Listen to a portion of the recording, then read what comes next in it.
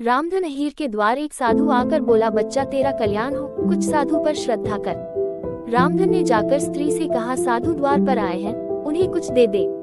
स्त्री बर्तन मांज रही थी और इस घोर चिंता में मग्न थी कि आज भोजन क्या बनेगा।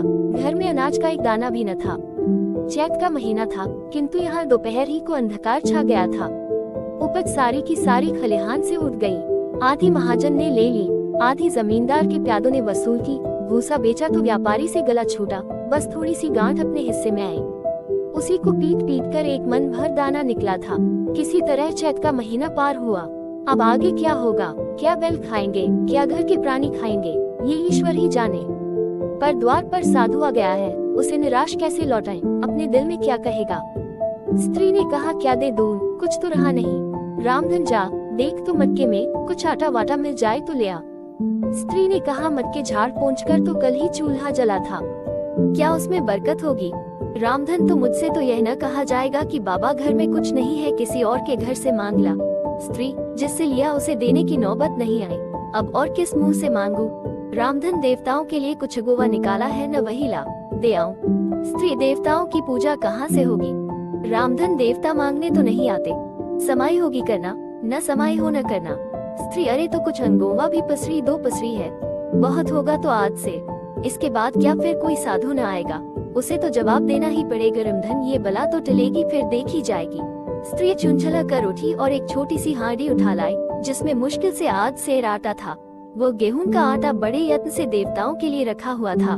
रामधन कुछ देर खड़ा सोचता रहा, तब आटा एक कटोरे में रखकर बाहर आया और साधु की झोली में डाल दिया। महात्मा ने आटा लेकर कहा, बच्चा, अब तो साधु आज यही रमेगे, कुछ थोड़ी सी दाल दे तो साधु का भोग लग जाए। रामधन ने फिर आकर स्त्री से कहा, संयोग से दाल घर में थी।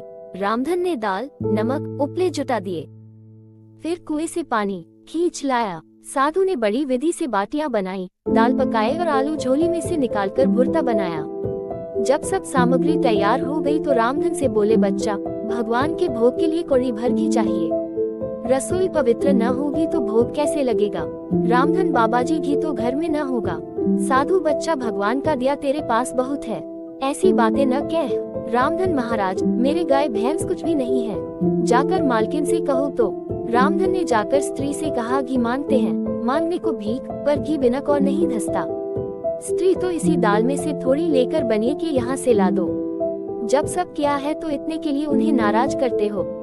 घी आ गया। साधु जी ने ठाकुर जी की पिंडी निकाली, घंटी बजाए और भोग लगाने बैठे। खूब तनकर खाया, फिर पेट पर हाथ फेरते हुए द्वार पर लेट गए। थाली, बतली और कलछूली रामधन घर में मांजने के लिए उठा ले गया। उस दिन रामधन के घर चूल्हा नहीं जला, खाली दाल पकाकर ही पी ली। रामधन लेटा तो सोच रहा था, मुझसे तो यही अच्छे